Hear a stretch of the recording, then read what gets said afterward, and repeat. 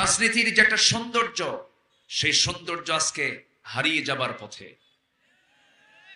আজকে রাজনৈতিক যে শিষ্টাচার আজকে দেউলিয়ার পথে। কেউ কাউকে দাম দিতে চায় না। নেতা কথা বলে মঞ্চে, কর্মীরা সিএনএ মারামারি করে। আমি কি ভুল বলতেছি?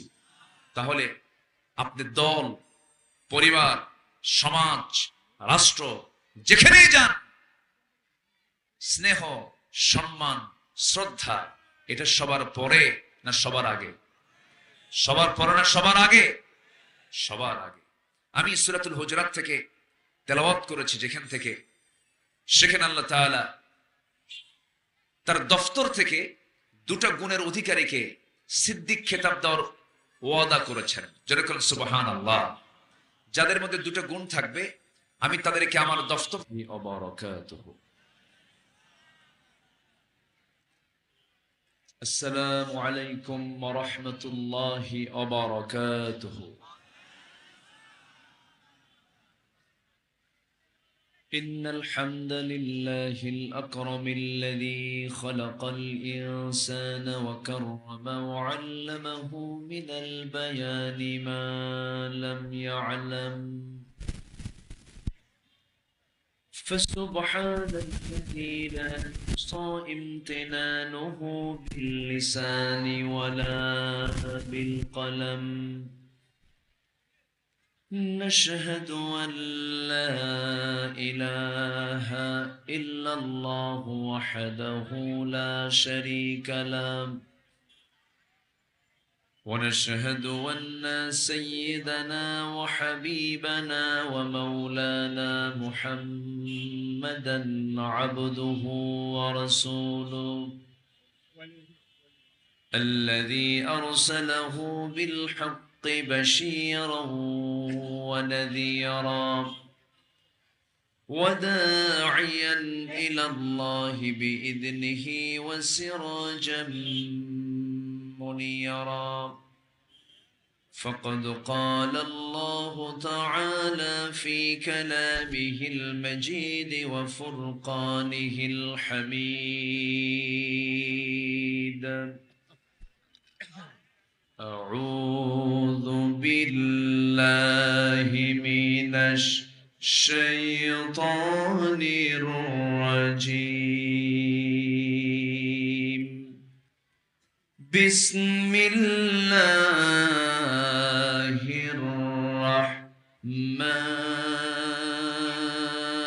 الرحمن الرحيم. إنما المؤمنون الذين آمنوا بالله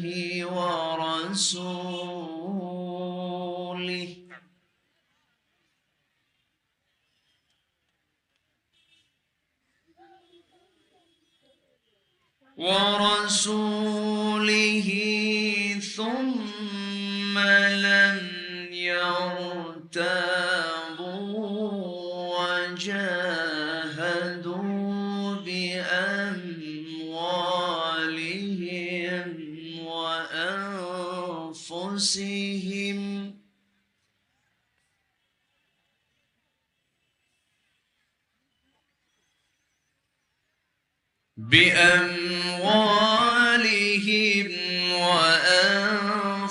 وأنفسهم في سبيل الله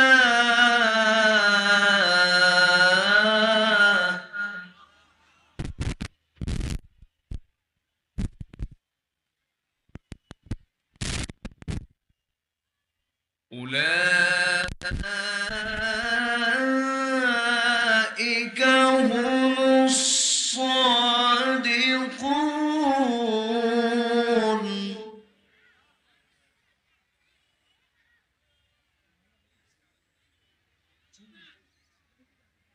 قل أتعلمون الله بدينكم والله يعلم ما في السماوات وما في الأرض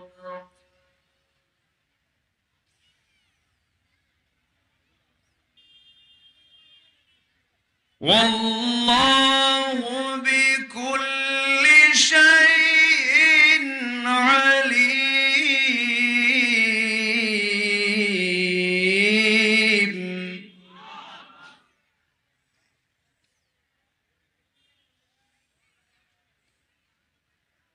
يمنون عليك أن أسلموا قل لا تمنوا علي إسلامكم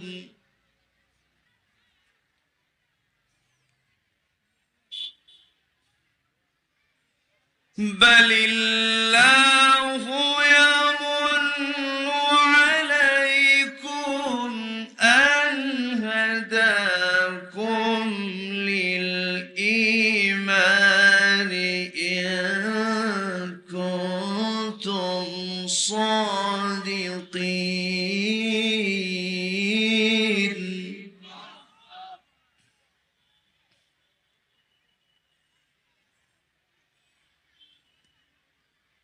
إن الله يعلم غيب السماوات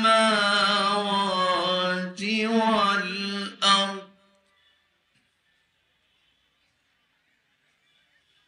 والله بصير بما تعملون.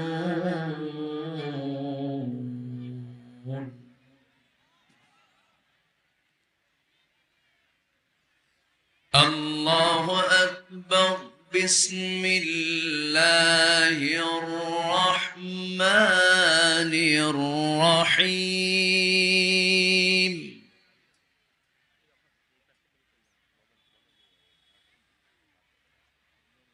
إن الله وملائكته يصلون على النبي يا أيها الذين آمنوا صلوا عليه وسلموا تسليما.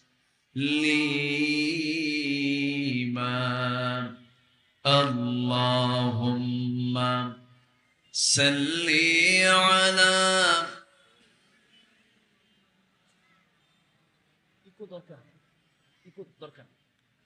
وعلى آل سيدنا।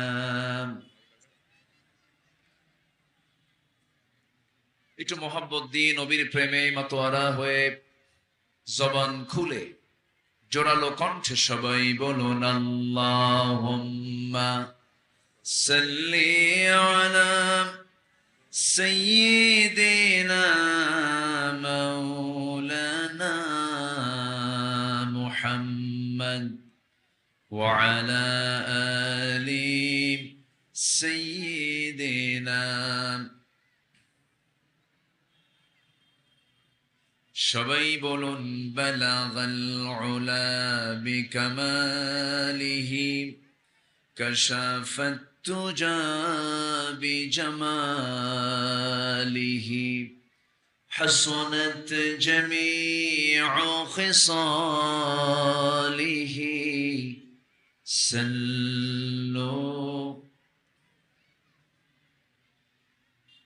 سورة يوسف بدار حكمة لقمان ما قارئ قرآن باري يهدي لساد مان ما بلغ العلا.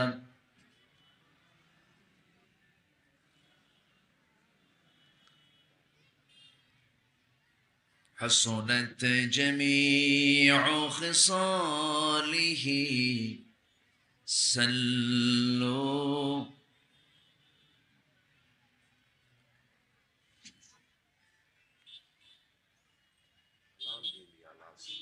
খুলনা অঞ্চলের যশোর জেলার বাঘারপাড়া উপজেলার বাগডাঙ্গা ইসলামী সমাজ কল্যাণ পরিষদ, সমাজ কল্যাণ সমিতি এবং এলাকাবাসীর উদ্যোগে আয়োজিত 15তম তাফসীরুল কোরআন মাহফিল 2024 13ই ফেব্রুয়ারিতে অনুষ্ঠিত বাগডাঙ্গা হাই স্কুল ময়দানে অনুষ্ঠিত আজকের এই মহৎ আয়োজনের সম্মানিত সুযোগ্য সভাপতি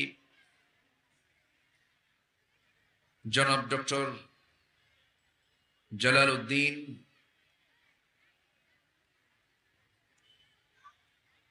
আল কোরআন এন্ড ইসলামিক স্টাডিজ বিভাগ, ইসলামী বিশ্ববিদ্যালয় কুষ্টিয়া।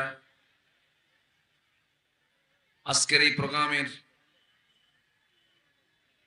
বরেণ্য অতিথিবৃন্দ, বিশেষ করে আমার পূর্বে কথা বলেছেন অত্র উপজেলার মাননীয় ভাইস চেয়ারম্যান জনাব আব্দুর রউফ মোল্লা, কথা বলেছেন ইসলামী সাংস্কৃতিক ব্যক্তিত্ব,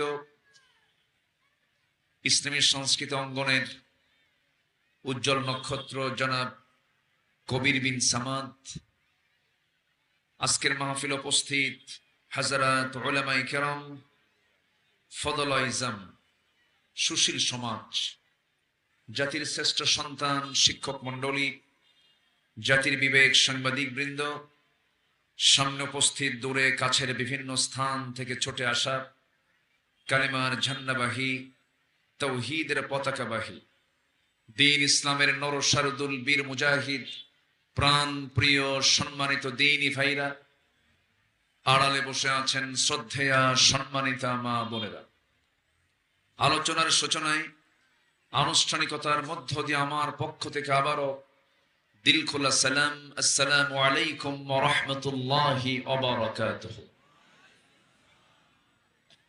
সালামের জবাব একটু ভিজা ভিজা মনে হলো, কারণ ভিজা ভিজাই তো অবস্থা। আসসালামু আলাইকুম ওয়া রাহমাতুল্লাহ। সবাই কেমন আছেন? আমাকেও প্রশ্ন করে ফেলেছেন। আল্লাহ তাআলা আমাকে আপনার মতোই আপনার কাতারেই রেখেছেন, বলি আলহামদুলিল্লাহ। অনেক মা বোন আজকের মাহফিল উপস্থিত। আমি শুরুতেই বলতে চাই, মেহেরবানি করে মাহফিলের সৌন্দর্য রক্ষার্থে আল্লাহর নির্দিষ্ট হুকুম ফাসতামিউ লাহু ওয়া আনসিতু, যখন কোরআনে কারীমের আলোচনা হবে, তেলাওয়াত হবে, দুটো কাজ আল্লাহ তাআলা হুকুম করেছেন। একটা হলো চুপ থাকা, মনোযোগ সহকারে শোনা। আমরা এই দুটা হুকুমের দিকে আমরা খেয়াল রাখবো। জোরে বলি ইনশাআল্লাহ। আশার তৌফিক দিয়েছেন আল্লাহ, শুকরিয়া আদায় করছে সেই মহান আল্লাহ পাকের। বলি আলহামদুলিল্লাহ। আবারও বলছি আলহামদুলিল্লাহ। চিৎকার মেরে বলছি আল্লাহুম্মা ইন্নী আসআলুকা আল হুদা ওয়াত তুকা ওয়াল আফাফা ওয়াল গিনা। সবাই বলি আল্লাহুম্মা লাকা আসলামতু ওয়া বিকা আমানতু ওয়া আলাইকা তাওয়াক্কালতু ওয়া ইলাইকা আনাবতু ওয়া বিকা খাসামতু। আমি আলোচনার সূচনায় কোরআনে কারীমের গুরুত্বপূর্ণ একটি সূরা, যেটা আমি বলবো আদব আখলাককে ঠিক করার, শিষ্টাচারকে সুন্দর করার জন্য একটি অনন্য সূরা, একটি গুরুত্বপূর্ণ সূরা, সূরাতুল হুজুরাত থেকে আমি শেষ দিকের 3 থেকে 4টা আয়াত আমি তেলাওয়াত করেছি। এই আয়াতগুলোকে সামনে রেখে আমি প্রতিকূল আবহাওয়ায় বলবো, কারণ একটু আমরা বৃষ্টির আভাস আমরা লক্ষ্য করছি, কিছু ফোঁটাও পড়ছে। তা আমি যতক্ষণ আছি আমাকে সময় দেবেন তো নাকি ইনশাআল্লাহ? কারো কোনো সমস্যা নাই তো? জোরে বলি ইনশাআল্লাহ, আর জোরে বলি ইনশাআল্লাহ। সম্মানিত হাজিরিন, আসুন সেই জায়গায় চলে যাই যে জায়গা থেকে আমি তেলাওয়াত দিয়ে শুরু করেছি, সূরাতুল হুজুরাত। সূরাতুল হুজুরাত এটা মাদানী সূরা, 49 নম্বর সূরা, এবং এর মোট আয়াত সংখ্যা হলো 18। আমি 15 থেকে 18 এই 4টি আয়াতে কারিমে আমি তেলাওয়াত করেছি, এবং এই সূরার নামকরণ করা হয়েছে হলো 4 নম্বর আয়াতকে সামনে রেখে। 4 নম্বর আয়াতের ভিতরে আল্লাহ তাআলা হুজুরাত শব্দটা প্রয়োগ করেছেন। আল্লাহ রাব্বুল আলামিন বলেন, ইন্নাল্লাযীনা ইউনাদুনাকা মিন ওয়ারাইল হুজুরাতি আকসারুহুম লা ইয়াকিলুন।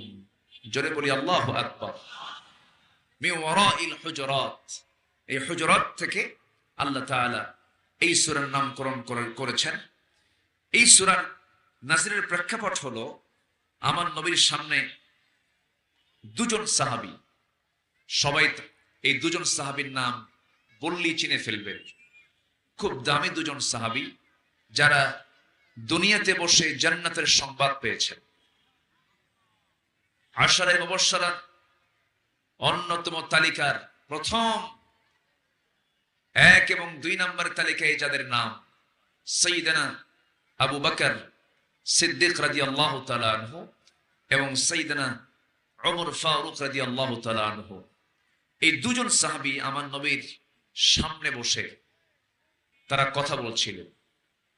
তো দুজনের কনভারসেশন, তাদের বাক্যালাপের মাঝে হঠাৎ করে তাদের কথার আওয়াজটা আমার নবীর চাইতে বেশি উঁচু হয়ে যায়, বড় হয়ে যায়, বুলান্দ হয়ে যায়। আমার নবীজির কাছে এটা কষ্টের কারণ মনে হলো। আমার নবীজি একটু এটা মনোকষ্ট ফিল করলেন। তার কাছে এটা একটু বিরক্তিকর মনে হচ্ছিল। তো আমার আল্লাহ, আমার রাসূলের কাছে যদি কোনো কিছু যদি বিরক্তিকর মনে হয়, আমার আল্লাহ কি সহ্য করতে পারবেন? আসতে বলবেন না, পারবেন? পারবেন।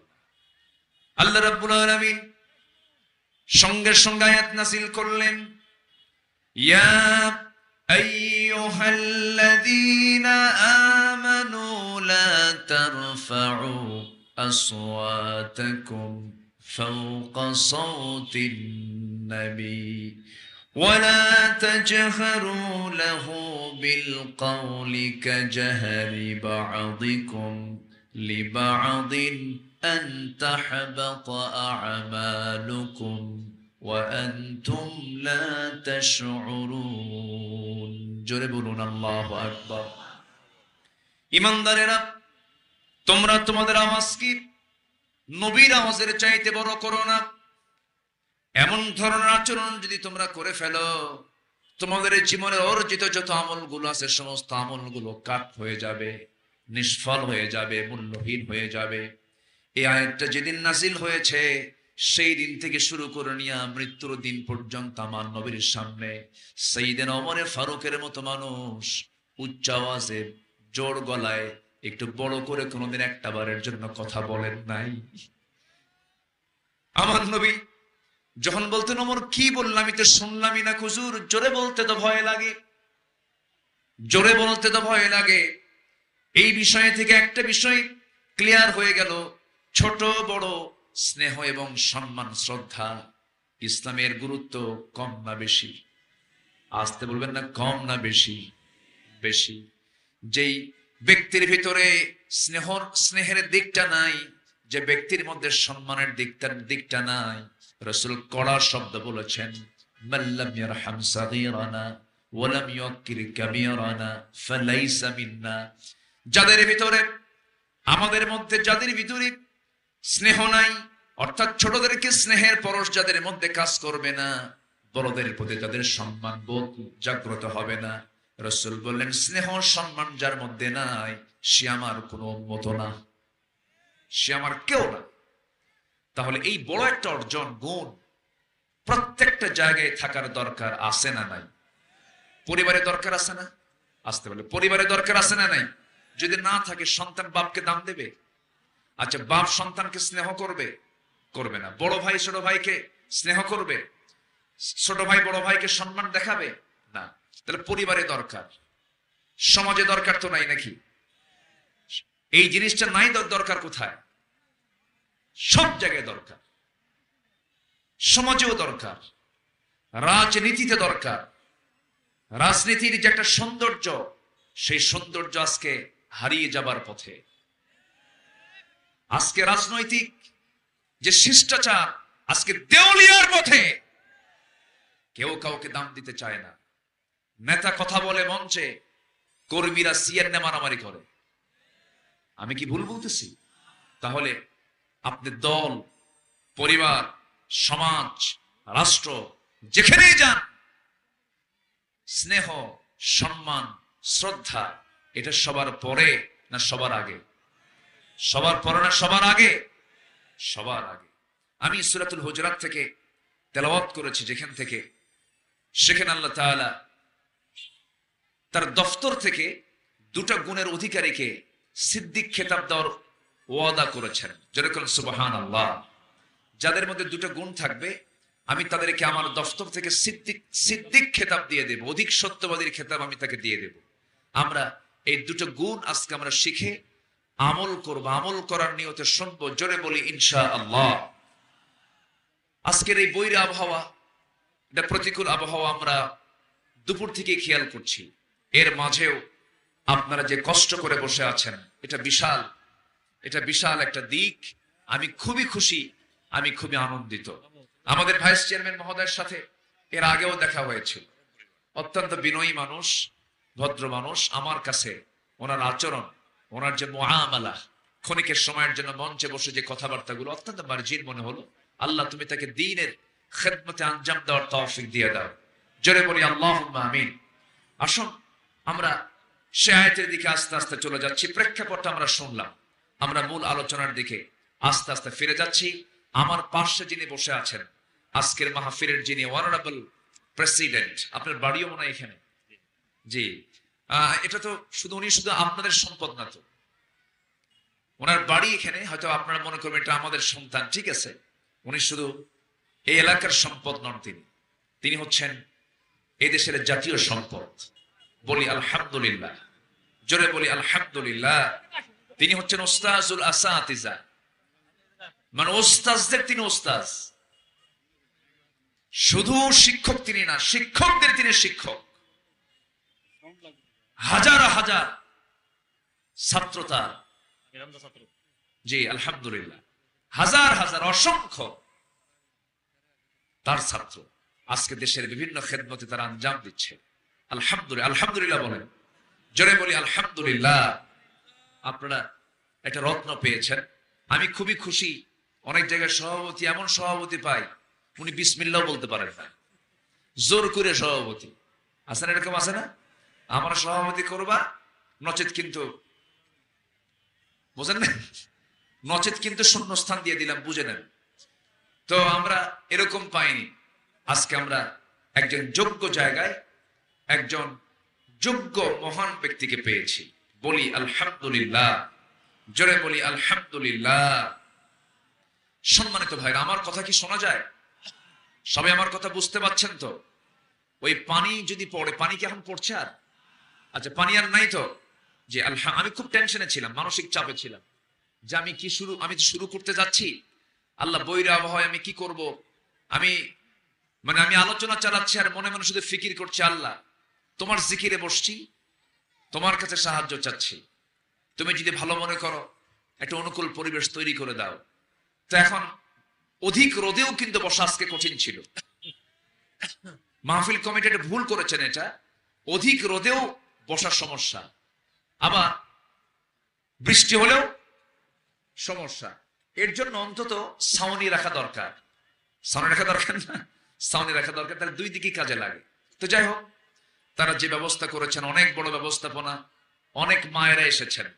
আমি মাদের কাছে একটু আরজ রাখবো, মেহেরবানি করে আলোচনা চলাকালীন অবস্থায় দয়া করে কানাকানি, ফিসফিসানি, গল্প গুজব এগুলো এড়িয়ে চলতে হবে, নচেত আপনাকে গুনাহগার হতে হবে, আপনাকে গুনাহগার হতে হবে।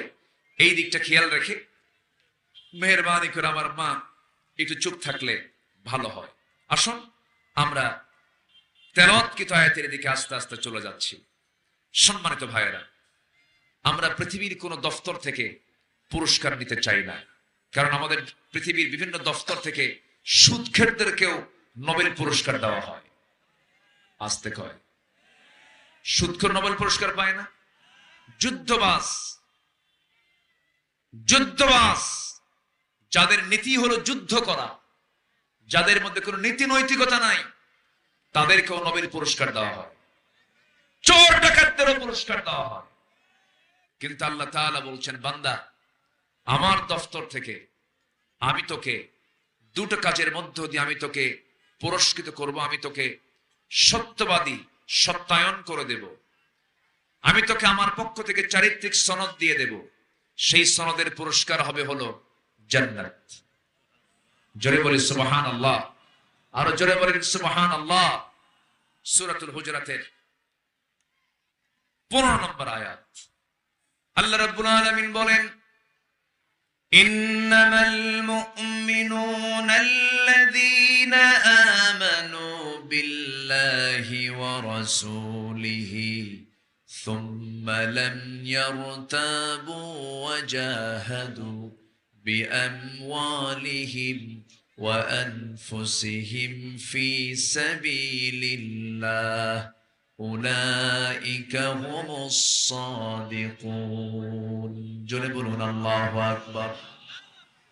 আল্লাহ রাব্বুল আলামিন বলেন, প্রকৃত মুমিন তো তারাই, প্রকৃত ঈমানদার তো তারাই, আল্লাযীনা যারা আমানু ঈমান এনেছে, বিল্লাহি আল্লাহর প্রতি, ওয়া রাসূলিহি রাসূলের প্রতি। এখন হয়তো বলবেন, হুজুর আপনি একটা গুণের কথা যে বললেন, সেই ঈমান তো আমরা অনেক আগেই আনছি। এটা অনেকে বলতে পারেন। আবার ঈমানদারকে আরেক জায়গায় ডাক দিয়ে বলছেন, ইয়া আইয়ুহাল্লাযীনা আমানু আমিনু। আবার ঈমানদারদের কি গুণ হতে হবে তাও বিভিন্ন জায়গায় বলেছেন। এক জায়গায় বলছেন, ইন্নামা ওয়ালিয়্যুকুমুল্লাহু ওয়া রাসূলুহু ওয়াল্লাযীনা আমানুল্লাযীনা ইউকিমুনাস সালাতা ওয়া ইউতুনাস যাকাতা ওয়া হুম রাকিউন। জোরে বলুন আল্লাহু আকবার। ঈমানদার কারা? আল্লাযীনা যারা ঈমান এনেছে, নামাজ কায়েমের সংগ্রাম করেছে, যাকাত যারা আদায় করেছে, রুকুকারীর সঙ্গে যারা রুকু করেছে। কিন্তু আমার দেশে যত ঈমানদার আছে, অধিকাংশ ঈমানদার নামাজি না বেনামাজি? হ্যাঁ, ভালো করে বলতে হবে কিন্তু, নামাজি না বেনামাজি? আচ্ছা, আমার দেশে মুসলমান বেশি না অমুসলিম বেশি? মুসলিম বেশি, অমুসলিম কম। আচ্ছা, নামাজি বেশি না বেনামাজি বেশি? বেনামাজি বেশি। তাহলে যে মুসলিম তাকে তো ঈমানদার বলা যায় নাকি? হ্যাঁ, বলা তো যায়। আমি ঈমানদার বললাম, ঠিক আছে, কিন্তু আল্লাহ তাআলা বলছেন কোন ঈমানদার?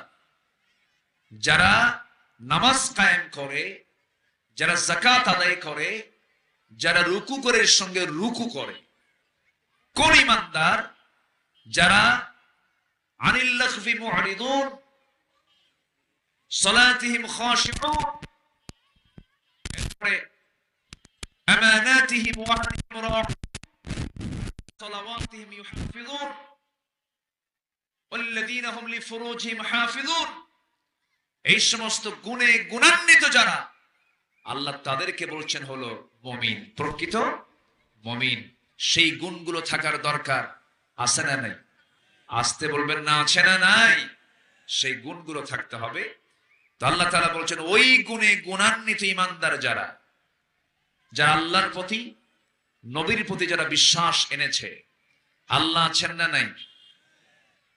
আল্লাহ আছেন না নাই? কোথায় আছে বলে? মেয়েদের আওয়াজ আমি অতিষ্ঠ হয়ে গেলাম। প্রচুর কথা হচ্ছে, আমার কান শেষ, পিছনে প্রচুর আওয়াজ হচ্ছে। এই কি হলো এখানে ভাঙচুর কেন? এটা কি কি হয়েছে? আচ্ছা, আমার মা মেহরবানি করে একটু আওয়াজটা বন্ধ করুন। মেয়েরা কথা কম বলে না বেশি বলে? আসতে বলে। মেয়েদের কথার পরিমাণ আমাদের চাইতে, পুরুষের চাইতে কম না বেশি? শুধু বেশি না অনেক বেশি? অনেক বেশি। তারা এক কথা বারবার বলতে পছন্দ করে। আমরা একবারের বেশি দুইবার বলতে পারি না, আমাদের এনার্জি কাজ করে না। তারা এক কথা বারবার বলে। পুরুষরা কথা বলে 2000 শব্দ, মেয়েরা কথা বলে হলো 5000 শব্দ। কয় হাজার বেশি? 3000 বেশি। আপনি বর্ষাকালে বেগুন কিনেছেন, বর্ষাকালের বেগুন তো একটু পোকা থাকে, ফ্রেশ বেগুন কম পাওয়া যায়। আপনি খেয়াল করেননি, বেগুনটির দাম দিয়ে বেগুনটা নিয়ে আসছেন, বাড়িতে বউয়ের হাতে দিয়ে দিচ্ছেন। গিন্নি বডিতে কুর্তি নিয়ে যদি দেখে যে বেগুন পচা, ওই বেগুন পচার তফসির হবে একটানা 3 ঘন্টা। খালি বলবে সংসার খাইল, সংসার গেল, এই কথাই বলবে। এটা মেয়েদের নেচার। এক রাজা প্রজাদের মাঝে ঘোষণা করেছে, যে প্রজা মিথ্যা কথা বলতে পারবে তাকে পুরস্কার দেওয়া হবে। এক প্রজা এসে বলে, জাহাপনা আমি একটা মিথ্যা বলতে চাই। কি? আসতে নিয়ে দেখি একটা মশা একটা হাতিরে খেয়ে ফেলছে। অসম্ভব ব্যাপার, এটা কোনো যুক্তি হলো তোমার? এটা কোনো মিথ্যা না। আরেকজন এসে বলে, জাহাপনা আমি একটা মিথ্যা কথা বলতে চাই। কি? আসতে নিয়ে দেখি 2 মহিলা পাশাপাশি বসেছে, মুখোমুখি হয়েছে, কিন্তু কথা বলে নাই। রাজা বলতেছে, হ্যাঁ এবার হয়েছে মিথ্যা কথা, কারণ 2 মহিলা পাশাপাশি বসবে, মুখোমুখি হবে, কথা হবে না, এর চাইতে বড় মিথ্যা কথা আল্লাহর জমিনে আর নাই। কথা বুঝেন? এখন মায়ের আসছেন বহুদিন পর, পাশাপাশি মুখোমুখি বসছেন, তাদের আওয়াজ বন্ধ করা একটু কঠিনই, কিন্তু এটা কিন্তু কোরআনের মঞ্চ, কোরআনের আলোচনা এটা। এখানে কথা কোনো ক্রমেই বলার চিন্তা মাথায় আনা যাবে না। মেহরবানি করে আমার মায়েরা একটু চুপ থাকেন। তবে মেয়েরা যে বেশি কথা বলে এটার কারণও আছে। সন্তান লালন পালন করে ছেলে না মেয়ে? মেয়েরা না ছেলেরা? মা না বাবা? মা লালন পালন করে। মা সন্তানকে কোলে পিঠে বড় করে। ছোট্ট বাচ্চা কান্দে, বারবার একই কথা বলে, বাবা কান্দিস না, বাবা কান্দিস না, বাবা থাম, বাবা আমার আত্মা। কত সুন্দর করে ঘন্টার পরে ঘন্টা কথা বলছে, কোনো এনার্জি লস নাই। আর ওই সন্তানটা যদি বাবার কোলে দেওয়া যায়, বলবে বাবা থাম, বাবা থাম, বাবা একটু থাম, বাবা থাম রে বাবা থাম। কি কথা বোঝেন নাই? মানে কি? এই থামের, এই শেষ থামের লক্ষণটাকে বলেন, হাতে রাখবে না আছাড় মারবে, ফালাই দেবে। তো এই জন্য যে ডিপার্টমেন্টকে আল্লাহ তাআলা যা দেওয়া দরকার, সেই ডিপার্টমেন্টকে আল্লাহ তাই দিয়েছেন। মেয়েরা বেশি কথা না বললে হবে না, এই জন্য আল্লাহ তাআলা মেয়েদের মধ্যে কথার পরিমাণ বাড়ায় দিয়েছেন। আমার ভাইয়েরা আসুন একটু আলোচনার দিকে আবার চলে যাচ্ছে। 2টা কাজ আমরা শিখে যাব আজকে। এবং সূরা হুজরাতের ভিতরে আল্লাহ তাআলা 10টা হুকুম দিয়েছেন। কয়টা হুকুম দিয়েছেন? 10টা হুকুম দিয়েছেন। আমার পাশে যিনি বসে আছেন, আমাকে উনি সকাল বিকেল পড়াতে পারবে, এত ইলমি যোগ্যতা তার। উনি কুষ্টিয়া ভার্সিটির প্রফেসর, আমি আবার ভাঙ্গাচোরা, আমি ঢাবির ছাত্র ছিলাম। আমি ঢাকা ইউনিভার্সিটিতে পড়াশোনা করেছি, কামিল করেছি ঢাকা আলিয়া থেকে। তাই সেই সুবাদে উনি যেহেতু ওখানকার টিচার, আমি ওই সময় ছাত্র ছিলাম, সেই হিসাবে সিনিয়র জুনিয়রের দিক থেকে আমার ওস্তাদ তুল্যই, আমার শিক্ষক তুল্য। উনি পাশে বসে আছেন। আমি চেষ্টা করি আমার সারা জীবন আমি কখনো অযাচিত, অপ্রয়োজনীয়, অতিরিক্ত, অপ্রাসঙ্গিক কোন কথা আমার এই জানা মতে আমার সুস্থ মস্তিষ্ক আমি 25-26 বছরের মাহফিলের ইতিহাসে বলেছি আমার মনে নেই। অনেকেই কথা বলে ভাইরাল হওয়ার লক্ষ্যে অনেক এলো পাতাড়ি বক্তব্য দেন। যদি এমন নিয়তে কেউ কিছু করে থাকেন, এটার জবাব দিতে হবে আদালতে, আখিরাতে, ঠিক কিনা? কারণ এটা কোরআনের মঞ্চ, এখানে কথা বলতে হবে মেপে, চিন্তা করে। আল্লাহ তাআলা সেই কথাগুলো যেন বলার তৌফিক আমাদের দেশের সমস্ত আলোচকদের মাঝে দিয়ে দেন। জোরে বলি আল্লাহুম্মা আমিন। যেন কেমন যেন আমার কাছে মনে হচ্ছে এই মাহফিল অঙ্গনে কিছু দুষ্ট লোকের পদচারণা শুরু হয়েছে। আসতে বলবেন না, আছে না নাই? কিছু দুষ্টের পদচারণা হয়েছে, যাদের আলোচনার ভিতরে মূল কোরআন এবং হাদিসের কোনো রস খুঁজে পাওয়া যায় না। আছে না এরকম? আছে না? নাচানাচি করে, তারপরে মঞ্চে উঠে মানে হাসির বাক্স বানায় ফেলে। না, কোরআনের আলোচনা যখন রাসূল করতেন, সাহাবা কেরামদের ভিতরে প্রতিক্রিয়া হতো দুই রকম। সেটা হলো তারা চুপচাপ থাকতেন, আরেকটা হলো আওয়াজ হতো না, কিন্তু চোখের কোনা বেয়ে বেয়ে টপ টপ করে পানি পড়তো। সাহাবীরা কাঁদতেন, আমার নবীজি বয়ান করতেন। আর আরেকটা প্রতিক্রিয়া হলো আল খুতবাতুন নারিয়াহ, আগুন ঝরানো বক্তব্য যখন রাসূল দিতেন, সাহাবা কেরামদের রক্ত টকবক করত। এই দুটার প্রভাব আমার নবীর বক্তৃতার মধ্যে ছিল। সম্মানিত ভাইয়েরা, তাহলে আমরা দুটো আমল শিখে যাব আজকে। আমরা ইমান তো আনছি, ঠিক আছে, আমার দেশে তো বহু ইমানদারও আছে, নামই ইমান আলী। নাম কি? ইমান আলী, কিন্তু নামাজে পড়ে না। নাম কিন্তু ঠিক আছে, ইমান আলী। নাম হলো রমজান আলী। রমজান মাস আসে, দুপুরবেলা ভাত খায়। নাম হলো বাদশামিয়া, ভিক্ষা করে খায়। নাম হলো আতর আলী, গোটা গায়ে গাজার গন্ধ। নাম হলো হিম্মত আলী, সাইকেলের চাকা বাস হলে শীত হয়ে পড়ে যায়। আমার বন্ধুগণ, নাম দিয়ে তো কোনো কাম হবে না, বংশ দিয়ে কোনো লাভ হবে না। বংশ দিয়ে যদি নাজাত পাওয়া যেত, আবু লাহাব আমার নবীর বংশের মানুষ, কুরাইশ বংশের মানুষ, আমার রাসূল আবু লাহাব কুরাইশ বংশের মানুষ, সে তো জান্নাত পাওয়ার কথা। জান্নাত পাবে না, কারণ তার মধ্যে কি নাই? আস্তে কথা, তার মধ্যে কি নাই? আবু তালেব যদিও কাফের ছিলেন, ভদ্র কাফের, নবীর বিরুদ্ধে কখনো যান নাই, বিরুদ্ধচারণ করেন নাই, বরং আমার নবীর পিতৃব্যের ভূমিকা পালন করেছেন, বিয়ের দায়িত্ব পালন করেছেন, ব্যবসাগুলো শিখিয়েছেন, ভাষাগুলো শিখিয়েছেন। শিবে আবু তালেবের রাসূলকে বাঁচাতে গিয়া ৩.৫ বছর তিনি জেল খেটেছেন। এত কষ্টগুলো করার পরেও আবু তালেব দুনিয়া থেকে বেঈমান হয়ে বিদায় নেওয়ার কারণে আবু তালেবের মতো ভদ্র মানুষটাও সে জান্নাত না জাহান্নাম? কি নাই তার মধ্যে? আসতে বলবেন না, কি নাই তার মধ্যে? ইব্রাহিম আলাইহিস সালাতু ওয়াস সালাম ক্বালা ইন্নী জাইলুকা লিন-নাসি ইমামা, হে ইব্রাহিম, আমি তোমাকে গোটা মানব মণ্ডলীর নেতা করেছি। মিল্লাত আবিকুম ইব্রাহিম, মিল্লাতের জন্য আমি তোমাকে পিতা বানিয়ে দিয়েছি। এত সম্মান, এত বড় পদ পাওয়ার পরেও, এত বড় ব্যক্তি হওয়ার পরও তিনি তার বাপকে পর্যন্ত জান্নাতে নিতে পারবেন না, কারণ কি নাই? আসতে বলো, কি নাই? ঈমান নাই। আমার বন্ধুগণ, নূহ আলাইহিস সালাতু ওয়াস সালাম আল্লাহর পয়গম্বর ছিলেন, তার স্ত্রী বেঈমান ছিল, নিজের স্ত্রী হওয়ার পরও তাকে জান্নাত নিতে পারবেন না। লূত আলাইহিস সালাতু ওয়াস সালাম, তার স্ত্রী বেঈমান ছিল, জান্নাতে নিতে পারবেন না।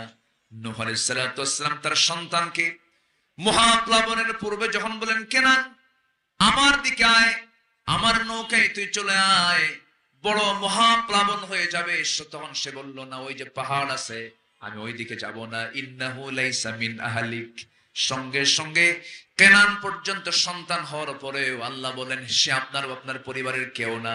অর্থাৎ সম্পর্ক থাকবে ঈমান থাকলে, সম্পর্ক থাকবে না ঈমান না থাকলে। আসতে বলবেন না, জোরে বলেন ঠিক কিনা? ঈমান আছে, সম্পর্ক আছে, ঈমান নাই, আসতে কোন কোন সম্পর্ক নাই। আমার দেশে একই বাবার 4 সন্তান, একই মায়ের 4 সন্তান, চারজন 4 দল করে। যখন যে দল ক্ষমতায় আসে, সেই সরকারের দলীয় ভাইটা 3 ভাইকে বলে, ভাই চিন্তা করো না, আমি আছি 5 বছর, তোমাদেরকে আমি দেখে নেব। এরা আবার বলে, ঠিক আছে ভাই তুই চালা, আমরা যখন ক্ষমতায় আসব তখন আমরা তোকে দেখে নেব। আছে কিনা? আসতে বলে, আছে না নাই? এইরকম চরিত্র যাদের, তারাই হলো মুনাফিক। আছে না নাই? এই চরিত্র যাদের, স্পোর্টিং ক্লাবের মতো মোহামেডান থেকে আবাহনী, আবাহনী থেকে মোহামেডান, যাদের পেশা হলো দল চেঞ্জ করা, তাদের ঠিকানা হলো জাহান্নাম, জাহান্নাম, জাহান্নাম। ঠিক কিনা? কষ্ট পাচ্ছেন? ইমানদার কি তার নীতি চেঞ্জ করে, তার চরিত্র পাল্টায়? ইমানদারের চরিত্র থাকে একটা, ইমানের চরিত্র। কিসের চরিত্র? ইমানের চরিত্র। কষ্ট পাচ্ছেন আপনারা? আসান, আমি চাইছিলাম আরো আগে উঠতে, কিন্তু আপনাদের উপস্থিতি সার্বিক দিক বিবেচনায় একটু উঠতে দেরি হলো। আমি আসছি অনেক আগে, তখন দেখি মাঝখানে সামনে লোকই নাই। আমার দেশে আবার জুমার আজান হয় 12:30টায়, আর মুসল্লি হাজির হয় 1:29:29। এটা আমাদের দেশের মুসল্লিরা খুব সময় সচেতন, তো আগে ভাগে যায় লাভ কি? হ্যাঁ, আগে ভাগে যায় তো লাভ না। অথচ জুমার দিনের ফজিলত হলো, আর রাসূল বলেছেন জুমার দিনে যে সবার আগে মসজিদে ঢুকবে আল্লাহ তাআলা তাকে একটা উট কুরবানির সওয়াব দিয়ে দেন। কম কথা না কিন্তু। তাহলে এটা আমার দেশের একটা কালচার। তো এখন আমি এমন একটা সময়ে, এমন একটা পর্যায়ে আমি এখন অবস্থান করছি, কিছুক্ষণ পরে আজান হবে এবং আলোচনার আমি জাস্ট 25% লেভেলে আছি। এখনো 75% আলোচনা এখনো সামনে আমার পড়ে আছে। আমাকে সহযোগিতা করবেন তো? সবাই থাকবেন তো ইনশাআল্লাহ? বৃষ্টি যখন কেটে গেছে, আর নাই বৃষ্টি আসার সম্ভাবনা নাই, জোরে বলি ইনশাআল্লাহ। আচ্ছা, এখন সামনে এখন আসরের নামাজ আছে। আসরের সালাত যদি নির্দিষ্ট সময়ে পড়তে যাই, এই মাহফিল কি আর পুনরায় সাজানো সম্ভব হবে? হবে না। তাহলে বৃহত্তর দিক বিবেচনা করে আমাদের যোগ্য সভাপতি সাহেবের পরামর্শ ক্রমে নামাজকে যদি আমরা একটু আও আখির নয়, আও সাত উম্মাতুন ওয়াসাতা, আমরা উম্মত তো মধ্যম, উম্মাতুন ওয়াসাতা, আমরা যদি আউয়ালে না আখিরে নয়, আমরা যদি আওসাত মাঝামাঝি সময় জাস্ট 4:50 আমরা নামাজ পড়ি, কেমন হয় বলেন? কোন এগুলো নিয়ে কোনো ফতুয়াবাজি হবে না তো? আবার কি হুজুর নিয়ে আসছে নামাজ বাদ দিয়ে ওয়াজ করে আছে, এগুলো কথাও বলে। আমরা তো অভিজ্ঞতা নিয়ে কথাগুলো বলছি, এটা মাথায় নেবেন না। বৃহত্তর দিক তাকিয়ে আমরা এই সময়টা আমরা এক্সটেন্ড করলাম। জোরে বলি ইনশাআল্লাহ, জোরে বলি ইনশাআল্লাহ। আয়াতের হকটা অন্তত আদায় হোক। নামাজ পড়বো তো নাকি ইনশাআল্লাহ? জি, আসেন আমরা আবার আলোচনায় ফিরে যাচ্ছি। তাহলে ঈমান আনলে বাবাও পর হতে পারে, ঈমান আনলে পরে ভাই পর হতে পারে, ঈমান আনলে পরে বউ পর হয়ে যেতে পারে। আসতে বলবেন না, জোরে বলেন ঠিক কিনা? এমন ঘটনা নবীদের জীবনে আছে না নাই? সাহাবাদের জীবনে আছে না নাই? আচ্ছা, ছেলে ইসলাম কবুল করেছে, এক সাহাবী। ছেলে ইসলাম কবুল করার কারণে মা অনশনের ডাক দিয়েছি, অনশন করতেছে, খাবো না, আমি কোনো খাবার মুখে নেব না রে সন্তান, তুই যতক্ষণ না তুই মুহাম্মদের দরবার না ছাড়বি, ইসলাম না ছাড়বি। সেই সাহাবী নবীর কাছে এসে বলছেন, ইয়া রাসূলুল্লাহ, আমার মা আমার বিরুদ্ধে অনশনের ডাক দিয়েছে, খাওয়া বন্ধ করে দিয়েছে। আমার নবীজি বললেন, ও সাহাবী, সবার আগে ঈমানকে প্রাধান্য দিতে হবে। ওই সাহাবী গিয়ে মার সামনে দাঁড়িয়ে বলছে, মা, আমি তোমাকে সম্মান করি, শ্রদ্ধা করি, আমি তোমাকে ইজ্জত করি, তুমি আমার জন্ম দিয়েছ, তোমার মাধ্যম দিয়ে আমি পৃথিবীর চেহারা দেখতে পেয়েছি, কিন্তু এই দুনিয়াতে তুমি মা আমার কাছে যেমন দামি, তার চাইতে হাজার নয় লক্ষ লক্ষ কোটি কোটি গুণে দামি হলেন আমার আল্লাহ তাআলা। আমি আল্লাহকে ছাড়তে পারবো না, রাসূলকে ছাড়তে পারবো না। সে আল্লাহকে রাসূলকে যদি পেতে গিয়া তুমি আমার মা যদি 1000 বার মরে যাও, 1000 বার যদি জিন্দা হও, এই 1000 বার আমাকে যদি বারবার বলতে থাকো, আমি আমার দিন থেকে, ঈমান থেকে আমি এক চুল পরিমাণ নড়বো না। আর আমার দেশে 10 টাকা পাইলেই ঈমান সেন্স আসতে কয়, আসে না নাই? ঈমান চেঞ্জ হয়ে যায়, ঈমান বিক্রি করে ফেলে দেয়। এমন ঠুনকি ঈমান আনা যাবে না। এমন ঠুনকি ঈমান আনলে পরে ঈমানটা ফুসুকের দিকে চলে যাবে, ঈমানটা শিরকের দিকে চলে যাবে, বিদআতের দিকে চলে যাবে, কুফরের দিকে চলে যাবে, নিফাকের দিকে চলে যাবে। এই জন্য মজবুত ঈমান টানতে হবে। আল্লাহ তাআলা কোন ঈমানের কথা বলেছেন? ওয়াল্লাযীনা আমানু ওয়ালাম ইয়ালবিসু ঈমানাহুম বিযুলমিন উলাইকা লাহুমুল আমনু ওয়া হুম মুহতাদুন। ঈমান যারা আনবে এবং যারা ঈমানকে জুলুমের দ্বারা আচ্ছাদন করবে না, জুলুম আই শিরক, শিরকিরে দ্বারা যারা আচ্ছাদন করবে না, আল্লাহ তাআলা বলছেন ওই সমস্ত বান্দাগুলো নিরাপত্তা পেয়ে যাবে, তারাই হেদায়েত প্রাপ্ত বান্দা হয়ে যাবে আমার। এই জন্য ইমান টেনেছি। ইমানের ক্যান্সার আছে না নাই বলেন? মানুষের দেহের যেমন ক্যান্সার আছে, ইমানের কিছু ক্যান্সার আছে। ইমানকে ক্যান্সার আক্রান্ত করা যাবে না।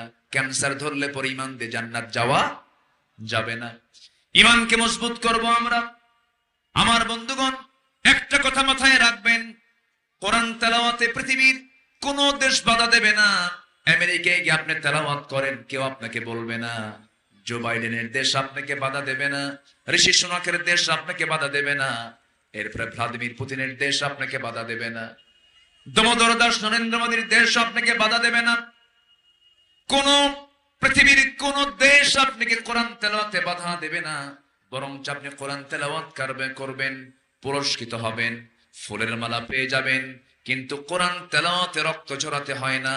কিন্তু কোরআনকে প্রতিষ্ঠার জন্য যখন আপনি যাবেন, তখন রক্ত ঝরাতে হয়।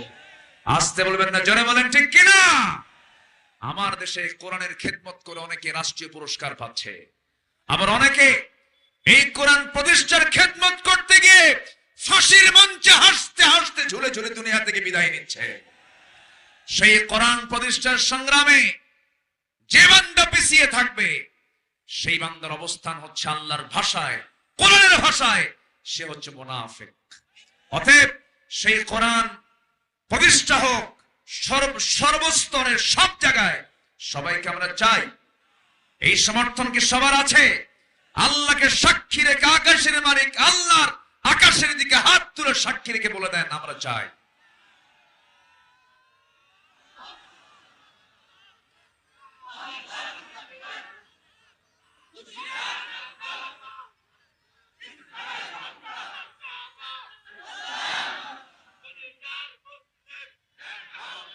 আল্লাহ কবুল করুন। জোরে বলি আমিন।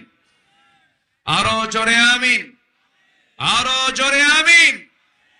ভাইরে, আল্লাহর সৃষ্টির হলো দুই পিঠ। আল্লাহর সৃষ্টির কয় পিঠ? দুই পিঠ। একটা হচ্ছে ইহকাল, আরেকটা কি? পরকাল। আমরা কোন পিঠে আছি?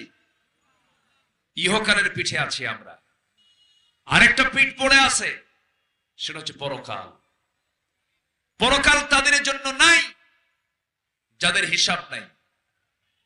মানুষ ছাড়া আরো প্রাণী পৃথিবীতে আছে না নাই? আমাদের চাইতে আকারে বড়, ওজনে বড়, শক্তিতে বড়, আমাদের চাইতে শক্তিশালী প্রাণী আছে না নাই? তিমি, জল এবং স্থল দুই ভাগের ভিতরে সবচাইতে বড় প্রাণীর নাম হলো কি? তিমি মাছ। যে তিমি মাছের ওজন হলো 120 টন। যে তিমির হার্টের ওজন, শুধু শুধু হার্ট, অনলি হার্টের ওজন হলো 600 কেজি। কেউ তো সুবহানাল্লাহ কইলেন না। হার্টের ওজন কত? 600 কেজি যদি হার্টের ওজন হয়, মানে ছোট মোটো একটা গাড়ি, ছোট মোটো একটা গাড়ি। তাহলে একটা দুনিয়ার গাড়ি চলতে গেলে গাড়ি যাচ্ছে, আওয়াজ আছে না? আওয়াজ আছে। তো 600 কেজি ওজনের একটা হার্ট মেশিন। এই হার্ট যে হৃদস্পন্দন হয় প্রতি মিনিটে 8 থেকে 10 বার।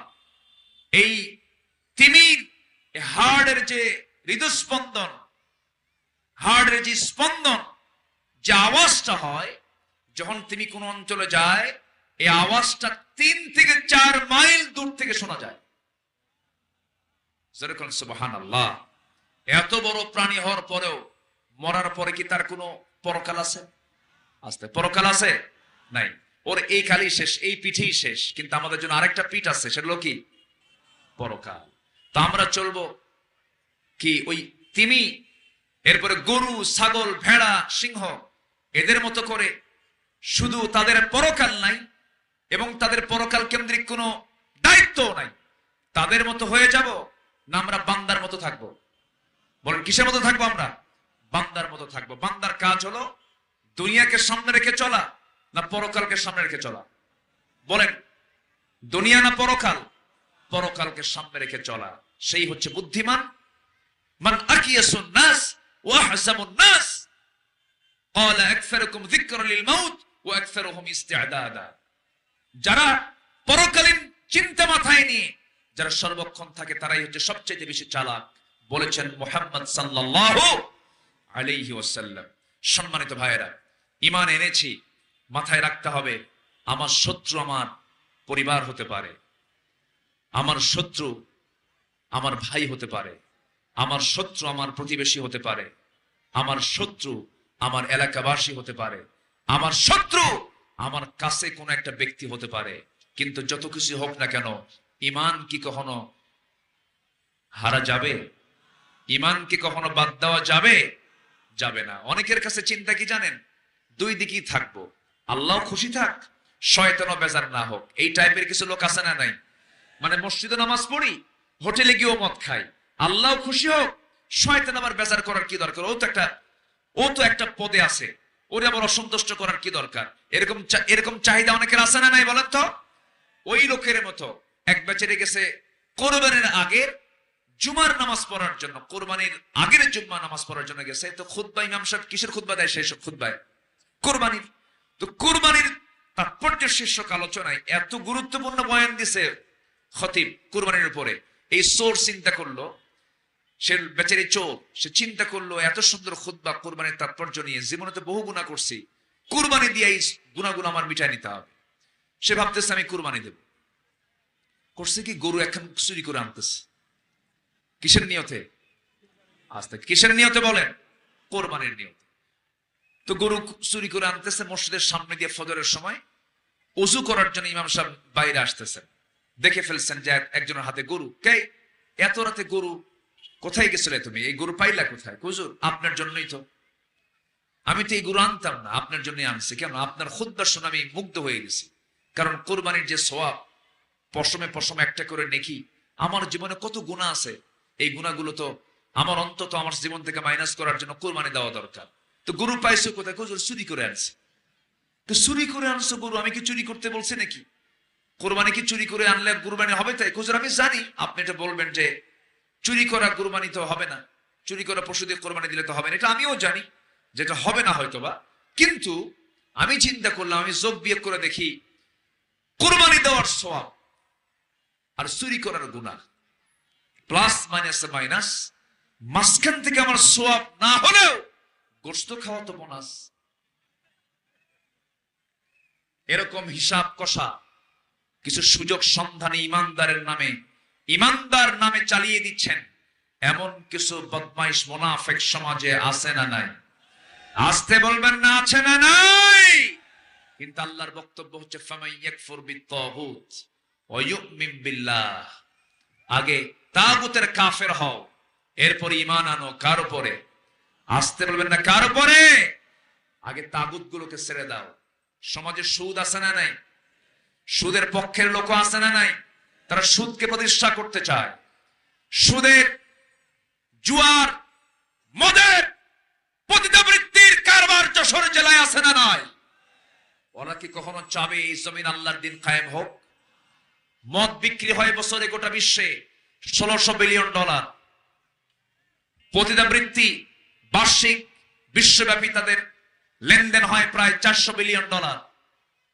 কম্পিউটার গেমস, এগুলোর লেনদেন হয় বছরে বিশ্বব্যাপী প্রায়, বৈশ্বিক বাণিজ্য হয় প্রায় $54 বিলিয়ন। এরকম করে অবৈধ আরো যে বিজনেস গুলো আছে সবগুলোকে এক জায়গায় করলে মিলিয়ে দাঁড়ায় বছরে $2685 বিলিয়ন। এই যে $2685 বিলিয়ন যে বিজনেস চলছে আন্তর্জাতিক ভাবে মদ, জুয়া, পতিতা, আকাম কুকামের পিছনে, আপনি বলেন তো এই দেশে এই সমস্ত অপকর্মের যারা প্রতিনিধি, ওরা কি কখনো চাবে এই জমিনে মদ বন্ধ হোক, সুদ বন্ধ হোক, জেনা বন্ধ হোক, পতিতাবৃত্তি বন্ধ হোক? এরা চাবে? তো ওরা চাবে না। আপনি কি চান না এই জমিন আল্লাহর দিন কায়েম হোক? আপনারা চান না? সবাই চান না? তা আপনি চাচ্ছেন, ওরা চাচ্ছে না। এই যে চাচ্ছেন আর ওরা চাচ্ছে না, এর মধ্যে অবশ্যই সংঘর্ষ, এর মধ্যে অবশ্যই দ্বন্দ্ব, এর মধ্যে অবশ্যই লড়াই আছে না নাই? যারা লড়াই খুঁজে পাওয়ার পথ পান না, যারা বাতিলের বিরুদ্ধে অন্যায় করার প্ল্যাটফর্ম খুঁজে পান না, ওদের প্ল্যাটফর্ম হলো শয়তানের প্ল্যাটফর্ম। ঠিক কিনা? সম্মানিত ভাইয়েরা, সাহাবীরা কি করেছেন দেখেন। ঈমান এনেছেন। মা বলে খাবো না, সন্তানকে তুমি না খায় মরো, আমি ঈমান ছাড়ব না। সুবহানাল্লাহ বলবেন না? আমার নবীজি বদর যুদ্ধে রওনা দিবেন। নবীজি মক্কা থেকে কোথায় গেছেন? এটা জোরে বলেন, কোথায় গেছেন? এগুলো জানা ইতিহাস। বলেন কোথায় গেছেন? মদিনায়। মদিনায় কি তিনি নানার বাড়িতে বেড়াতে গেছেন? রাসূলের নানার বাড়ি কোথায় বলেন? নবীর নানার বাড়ি জানেন না আপনারা? নবীর নানার বাড়ি কিন্তু মদিনা। বলেন নবীর নানার বাড়ি কোথায়? এই জন্য কিন্তু বলতেছি যে রাসূল যে মক্কা থেকে মদিনায় গেলেন, উনি কি নানার বাড়ি গেছেন? না, উনি মদিনায় চলে গেছেন হলো আল্লাহ তাআলার 1 নম্বর অর্ডার ছিল হিজরত করা। নাম্বার 2 হলো নবীর বিরুদ্ধে হত্যার হুলিয়া জারি করেছিল কুরাইশরা, আবু জাহেলরা। আমার নবী কারো বাড়িতে আগুন ধরায় দেন নাই। আমার নবীজি কোন লোকের গায়ে একটা আঁচড়ও লাগান নাই। আমার নবীজি তার মুখ থেকে কটু কথা বলে কাউকে মনো কষ্ট দিলেন না।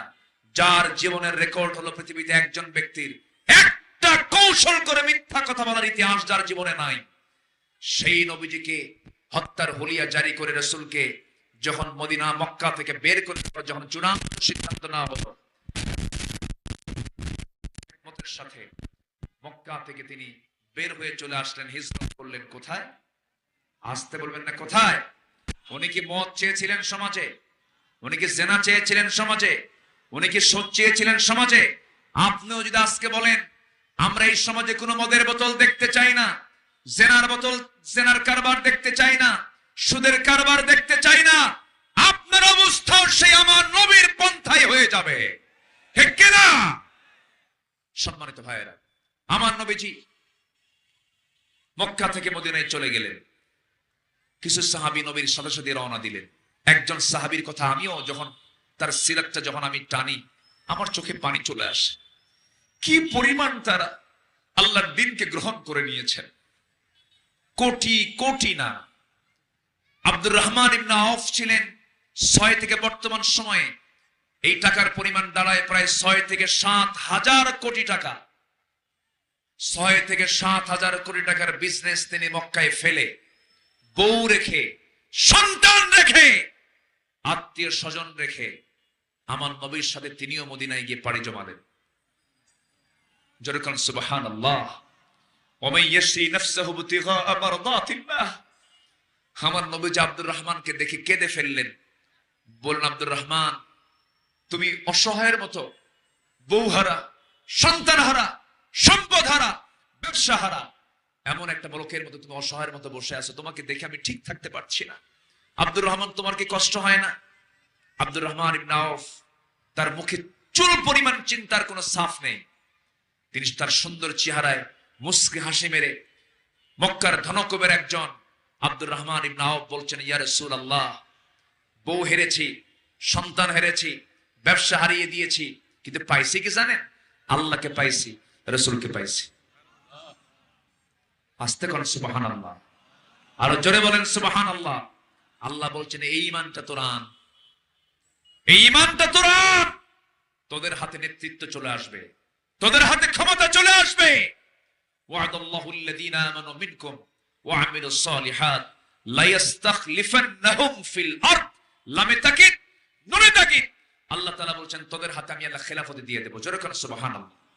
সম্মানিত ভাইয়েরা, আমার নবীজি আব্দুর রহমান ইবনে আউফকে বললেন, আব্দুর রহমান, তোমার জন্য কিছু একটা করি। হুজুর, কিচ্ছু করা লাগবে না, আমি খুব ভালো আছি। কি না, দেখি তো আমি কি করা যায়, দেখি কি করা যায়।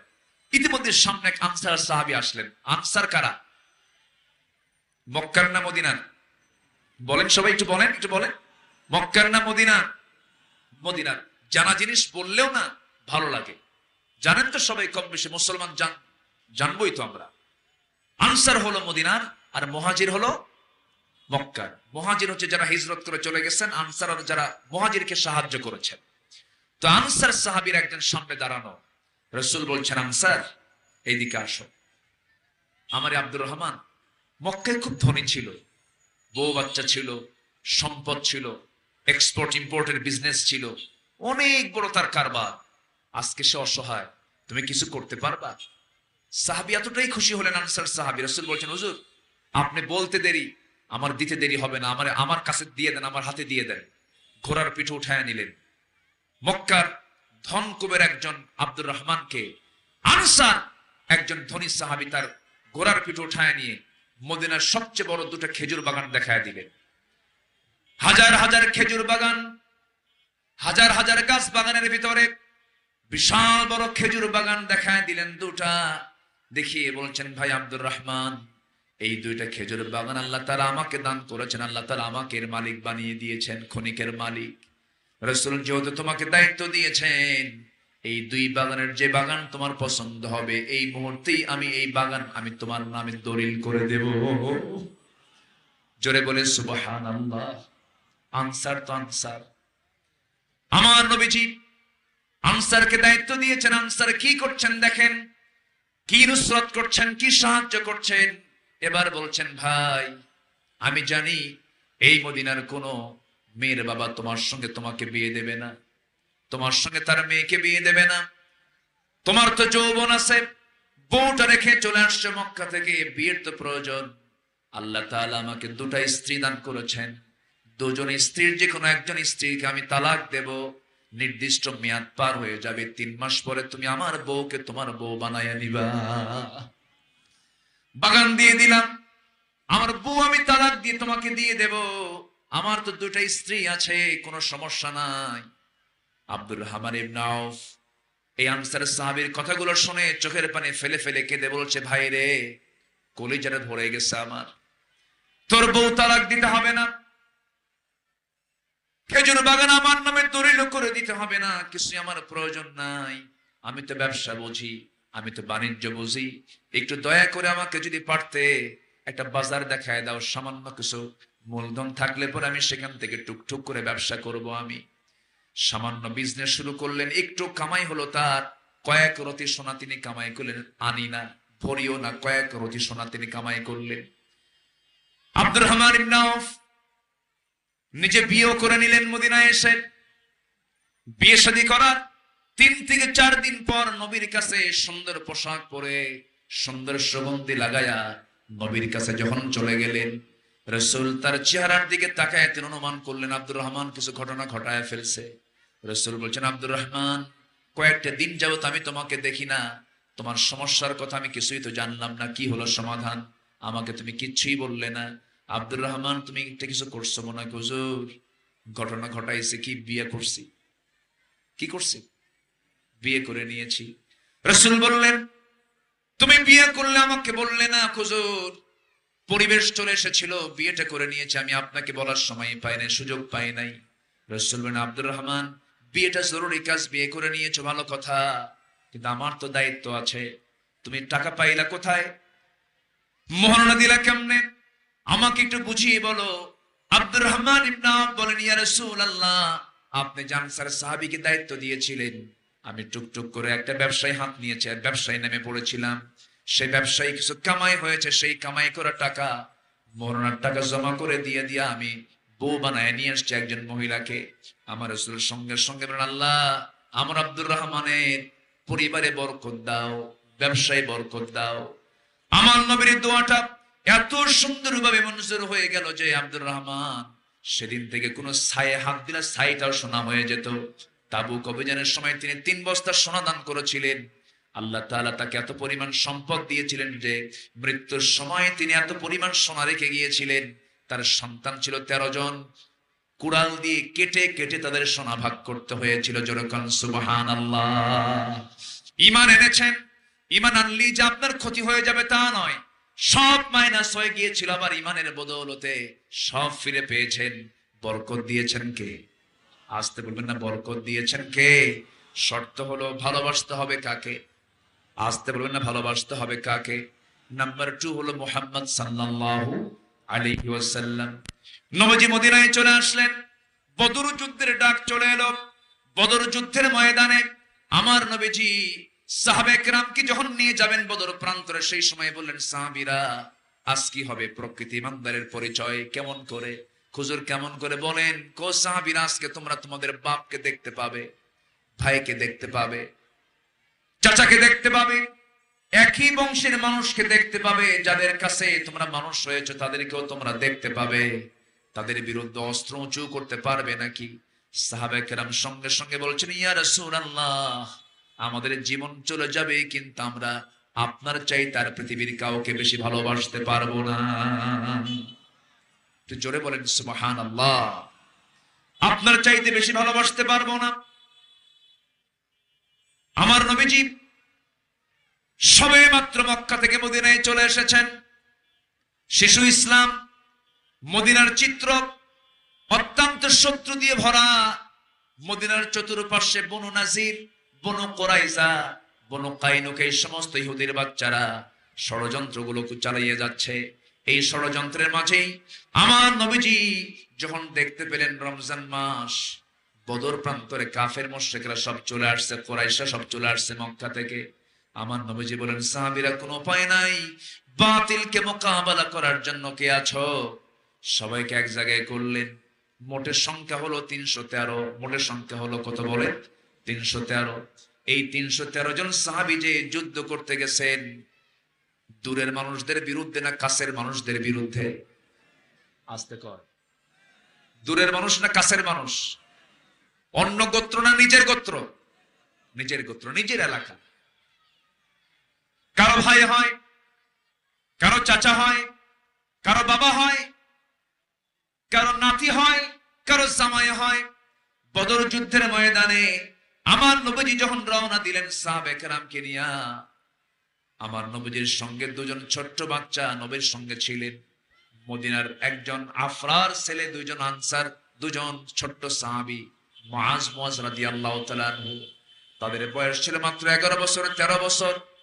আমার নবীজি তাদের যুদ্ধে যাবার জজবা দেখে তাদেরকে তিনি অনুমতি দিয়ে দিলেন। দুজন চলে গেলেন, এই মিলে 313 জন সাহাবী হলো। বদর প্রান্তরে সাহাবায়ে কেরামকে নিয়ে যখন সামনে দাঁড়িয়ে গেলেন, নবীজি যে জায়গায় দাঁড়ানো ছিলেন সেই জায়গাটা ছিল বালুর জায়গা। এখনো যারা মদিনায় গিয়েছেন, মদিনা থেকে 80 মাইল দূরে বদর প্রান্তর, সেই জায়গায় বালুর পাহাড়, পাহাড়কে পাহাড় সব বালু দিয়ে ভরা। সেই বালুর পাহাড়ের পাশে আমার নবী সাহাবায়ে কেরাম কিনে দাঁড়ায় ছিলেন। হাঁটু পর্যন্ত পা গেড়ে গেল। বললেন, ইয়া রাসূলুল্লাহ, এমন যুদ্ধের ময়দানে আসছি যে যুদ্ধের ময়দানে এসে আমাদের পাটা তুলতে পারছি না, আল্লাহর সাহায্য আমরা কামনা করি। আল্লাহর কাছে একটু বলুন। আল্লাহর দরবারে দোয়া মঞ্জুর হয়ে গেল। ওয়ালাকাদ নাসরাকুমুল্লাহু বিবাদরিন ওয়া আনতুম আদিল্লাহ। তোমরা অসহায় ছিলে, বদর প্রান্তরে আমি আল্লাহ তোমাদেরকে সাহায্য করেছি। আল্লাহ তাআলা সেদিন হাজার হাজার ফেরেশতা পাঠায় দিয়েছিলেন। এই 313 জন সাহাবী যখন দেখলেন তাদের পাটা বালুর মধ্যে গেড়ে যাচ্ছে, আল্লাহ তাআলা আকাশে ঘন মেঘ জমা করলেন, এমন একটা বৃষ্টি দিয়ে দিলেন। বালুর জায়গাটা হলো শক্ত জায়গা। আর আবু জেহেলরা যেই দিকে দাঁড়ানো ছিল সেই জায়গাটা ছিল আঠাল মাটির জায়গা। আঠাল মাটিতে যখন বৃষ্টির পানি পড়ে, শক্ত হয় না পিছলা হয়? কি হয়? পিছলা হয়ে যায়। আল্লাহর সাহায্য শুরু হয়ে গেল। ওই বদর প্রান্তরে একজন সাহাবী দেখতে পেলেন, তরবারি হাতিনের সামনে দাঁড়ায় দেখতে পান তার নিজের জন্মদানকারী পিতার সামনে দাঁড়ানো। মনে মনে ভাবেন, হারে, আমার এই বাবার কোলে আমি ছোট থেকে বড় হয়েছি, কেমন করে আমি তাকে আঘাত করি। বাপ মনে করে তিনি তরবারি গুটায় নিয়ে তিনি ফিরে আসতেছিলেন। পরক্ষণই ভাবলেন না, কুল ইন কানা বাউকুম ওয়া বানাউকুম ওয়া ইখওয়ানুকুম ওয়া আজওয়াজুকুম, এই আয়াতটার কথা তার মনে হয়ে গেল। সাহাবী করলেন কি, সঙ্গে সঙ্গে আবার তিনি তরবারি গুটায় না নিয়া তরবারি আবার উন্মুক্ত করলেন। বাবার দিকে তিনি ধেয়ে যাচ্ছেন, সংগ্রামীর মতো করে সামনের দিকে এগিয়ে যাচ্ছেন। বাপকে বাপ মনে করলেন না, বাপকে বাপ না মনে করে শিরকের প্রতীক মনে করে বাবার দিকে লক্ষ্য করে তরবারি দিয়ে তার গর্দান বরাবর মেরে দিলেন। মস্তক ছিটকে পড়ে গেল। নিজের হাতে নিজের বাপ দুনিয়া থেকে বিদায় হয়ে গেল। কিন্তু বাপ তো, সন্তান যদি দেখে বাবার মৃত্যু, কাফের হোক ইমানদার হোক, মন কি ভালো থাকে নাকি? আস্তে কর, মন কি ভালো থাকে নাকি? মনটা খারাপ। বদর যুদ্ধে মুসলমানদের বিজয় হলো। সব সাহাবীর মুখে আনন্দের হাসি, কিন্তু ওবায়দার মুখে হাসি নাই। রাসূল বলেন, ওবায়দা তুমি হাসো না কেন? কি হয়েছে হুজুর? ওবায়দার বাপ আজকে যুদ্ধে মারা গেছে। কে মেরেছে ওবায়দার বাপকে? হুজুর, কেউ মারে নাই, ওবায়দা নিজেই তার বাপকে দুনিয়া থেকে বিদায় করে দিয়েছে। আমার নবীজি হাতটা আগায় দিয়ে বলছেন, ওবায়দা রে, আমার বুকের মধ্যে আগায় আয়। আজকে তুই যে ভূমিকা পালন করলি, আল্লাহর 8টা জান্নাত তোর জন্য ওয়াজিব হয়ে গেছে। জোরে বল সুবহানাল্লাহ, আরো জোরে বলি সুবহানাল্লাহ। সেই যুদ্ধের ময়দানে আমার নবীর বিরুদ্ধে আমার নবীর আপন চাচা আসছে। আমার নবীর কি আপন চাচা আব্বাস, সেই সময় ইসলাম কবুল করেন নাই, নবীর বিরুদ্ধে যুদ্ধ করতে এসেছে। আমার নবীর সবচেয়ে বড় মেয়ের জামাই, সবচেয়ে বড় মেয়ের জামাই আবুল আস নবীর বিরুদ্ধে যুদ্ধ করতে আসছে। যুদ্ধ থেমে গেছে, মুসলমানদের বিজয় যখন হয়ে গেছে, 70 জন কাফের, আবু জেহেল সহ 70 জন কাফের তারা দুনিয়া থেকে বিদায় নিয়েছে। বদর কূপের মধ্যে তাদেরকে ফেলে দেওয়া হয়েছে, গেড়ে ফেলা হয়েছে। আমার নবীজি যুদ্ধ শেষ হওয়ার পর নবীজি বললেন, যুদ্ধবন্দী কারা কারা আমার তাহলে আমার কাছে তালিকা নিয়ে আসো। তালিকা নিয়ে আসা হলো। রাসূল বলেন, সবাইকে তোমরা হাত বেঁধে ফেলো পিঠ মোড়া দিয়া, পিঠ মোড়া দিয়া পিঠের দিকে হাতটা বেঁধে ফেলো। সবার পিছে হাত বেঁধে ফেলা হলো। তাদের জন্য খাবার বরাদ্দ করো, খাবারও বরাদ্দ করা হলো। কিন্তু দেখা গেল সাহাবে রাসূলকে না বলেই আমার নবীর আপন জামাতা বড় মেয়ের জামাই তার হাত দুটো যখন বাঁধতে নিয়েছিল, দড়ির বাঁধনটা তারা ঢিল করে দিয়েছিল যেন কষ্ট কম পায়। আমার নবীর আপন চাচা, চাচা মনে করে তার দড়ির বাঁধনটা একটু হালকা করে দিয়েছিল। নবীজির কাছে এসে বলা হলো, ইয়া রাসূলুল্লাহ, সবার বাঁধন তো শক্ত করে দিয়েছে, যুদ্ধবন্দীদের একজনের দুজনের বাঁধন আমরা ঢিল করে দিয়েছি। কে কে? আপনার চাচা আব্বাস, আপনার জামাই বড় মেয়ের জামাই আবুল আস। খাবারের ব্যবস্থা আমরা করেছি ভিন্ন। কি করেছে বলো? সব যুদ্ধবন্দীর জন্য আমরা করেছি হলো খেজুর, আর আপনার জামাই এবং আপনার চাচার জন্য করেছি ছাগলের গোশত এবং রুটির ব্যবস্থা করেছি, উন্নত খাবারের ব্যবস্থা করেছি। রাসূল বলেন, যুদ্ধনীতির সম্পূর্ণ খেলাফ কাজ করেছো। সবার জন্য যাই হবে, আমার জামাই আমার চাচার জন্য তাই হবে। আল্লাহু আকবার বলবেন না? যেরকম আল্লাহু আকবার, তাই হবে।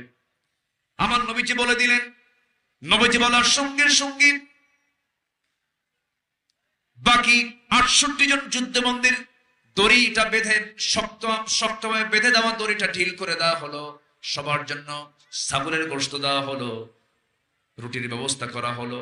এরপর রাসূল বলেন, একটা একটা করে ডাকো, তাদের কাছ থেকে মুক্তিপণ নিয়ে তাদেরকে মুক্তি দিয়ে দাও। সবাই দিয়ে যাচ্ছে মুক্তিপণ, তাদেরকে একটা একটা করে তিনি রাসূল মুক্তি দিয়ে দিচ্ছেন।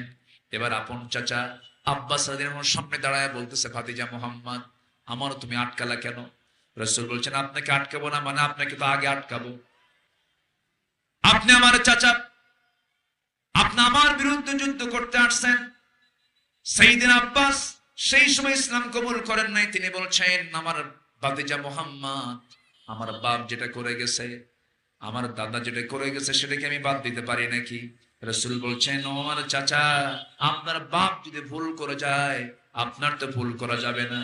আপনার বাবা যদি অন্যায় করে যায়, আপনার তো অন্যায় করা যাবে না। এমনটা যুক্তি দিয়ে কখনোই আপনি সঠিক উত্তর আপনি দিতে পারবেন না। রাসূল বলছেন, আপনাকে মুক্তিপণ দিতে হবে। আব্বাস রাদিয়াল্লাহু আনহু বলছেন, ভাতিজা মুহাম্মদ, আমার বাড়িতে আমি কিছুই রেখে আসি নাই, তোমার চাচির কাছে কিছুই নাই। রাসূল মুস্কি হাসি মেরে বলছেন, চাচা, সামান্য স্বার্থের জন্য, দুনিয়ার জন্য এত বড় মিথ্যা কথা বলার কি দরকার? কি হয়েছে বলেন, কি হয়েছে বলো বাবা। রাসূল বলছেন, আপনি আমার চাচি আম্মার কাছে আপনি কয়েকটা স্বর্ণের টুকরা রেখে এসেছেন। আব্বাস রাদিয়াল্লাহু লজ্জা পেয়ে গেলেন, বললেন, ভাতিজা মুহাম্মদ, আমার বাড়ির সোনার খবর তোমাকে দিল কে? রাসূল সঙ্গে সঙ্গে বলছেন, আমি গায়েবের মালিক নই, কিন্তু গায়েবের মালিক আল্লাহ তাআলা আমাকে জানায়া দিয়েছে। জোরে কোন সুবহানাল্লাহ। সঙ্গে সঙ্গে আব্বাস বলছেন, ভাতিজার যুদ্ধ করে লাভ কি, আমাকে পড়াইয়া দে লা ইলাহা ইল্লাল্লাহ কালিমা পড়াইয়া দে। কালিমা তিনি পড়লেন। এবারে জামাইয়ের পালা। নবীজির কোন জামাই? ছোট জামাই না বড় জামাই? বড় জামাই নবীর সামনে দাঁড়ায় আছেন। জামাইরা কত সম্মানের পাত্র, কিন্তু এবার ইসলাম মানার না মানার কারণে এবার হয়ে গেছে সেই জামাইয়ের হাতে কি? হাতে কি বলেন? রশি। তাহলে জামাই হলো সম্মানের, আর রাসূল সেই জামাইকে হাতে কি দিলেন? কি দিলেন? সম্মানের না অপমানের? অপমানের। দড়ি দিয়ে বেঁধে ফেলেছেন। বললেন, তোমার ঘরে আমার মেয়ে আছে, এটা বড় কিছু নয়, তোমাকে মুক্তিপণ দিতে হবে। আবুল আস বললেন, হ্যাঁ মুক্তিপণ দেব। মক্কায় খবর লাগাও। খবর লাগাইছে, মুক্তিপণ চলে আসছে, একটা প্যাকেট। সে প্যাকেটটা রাসূলের সামনে প্লেস করা হলো। প্যাকেট খুলেই দেখেন একটা গলার হার, একটা গলার হার তিনি দেখলেন। সেই গলার হারটা দেখেই রাসূল কেঁদে ফেললেন। নবীর কান্না যখন বের হয়, সাহাবীরা কি খুশি হন? সাহাবীরাও কান্দে। রাসূল কান্দেন কেন? সামান্য গলার হার দেখে আপনি কাঁদতেছেন কেন? রাসূল বলছেন, জানো, এই গলার হার সাথে স্মৃতি জড়িত হচ্ছে আমার খাদিজার। আমার খাদিজার গলায় এই গলার হারটা আমি দেখতাম, আর সেই গলার হারটা আমার বড় মেয়ে বিয়ের সময় আমার খাদিজা তার গলা থেকে বের করে খুলে আমার বড় মেয়ের গলায় দিয়েছে। আমার সেই খাদিজার কথা বারবার মনে হচ্ছে, এই জন্য আমি কাঁদতেছি। সাহাবীরা বললেন, ইয়া রাসূলুল্লাহ, আপনি কাঁদলে কি আমরা ঠিক থাকি? এই গলার হার আমরা নেব না। রাসূল বলেন, তাই যদি হয় ঠিক আছে, নিও না, কিন্তু আমি আবুল আসকে বলে দিচ্ছি, আবুল আস, তুমি আমার বড় মেয়ের জামাই, কিন্তু ওলা কি বলে, ওলা তুনকিহুল মুশরিকাত হাত্তা ইউমিননা, কোন মুশরিকের ঘরে, কোন মুশরিকের ঘরে কোন ঈমানদার নারী থাকতে পারে না। আয়াত নাযিল হয়ে গেছে। আবুল আস, তোমার মুক্তিপণ হলো তুমি এখান থেকে মক্কায় গিয়ে আমার মেয়েকে আমার বাড়িতে পাঠায় দিবা। আমার মেয়ের সঙ্গে তোমার কোন সম্পর্ক চলতে পারে, কারণ তোমার ঈমান নাই, আমার মেয়ের ঈমান আছে। এই হচ্ছে ঈমান আনা। এই হচ্ছে কি ঈমান আনা। আমি কি কথা বলবো? কিন্তু বলবো কখন? সময় তো নাই, সময় তো শেষের দিকে চলে আসলো। ঈমান আনা। এরপর ওয়াজাহিদু বিআমওয়ালিহিম ওয়া আনফুসিহিম ফি সাবিলিল্লাহ, আল্লাহর রাস্তায় যারা জিহাদ করবে, এই দুইটা কাজ যারা করবে, আল্লাহ তাআলা বলছেন, উলাইকা হুমুস সাদিকুন, এরাই হচ্ছে আমার সত্যবাদী বান্দা। জোরে বলে সুবহানাল্লাহ। আমাকে না বলে উঠে যাচ্ছেন আপনি, এটা কিন্তু শৃঙ্খলার সম্পূর্ণ পরিপন্থী কাজ।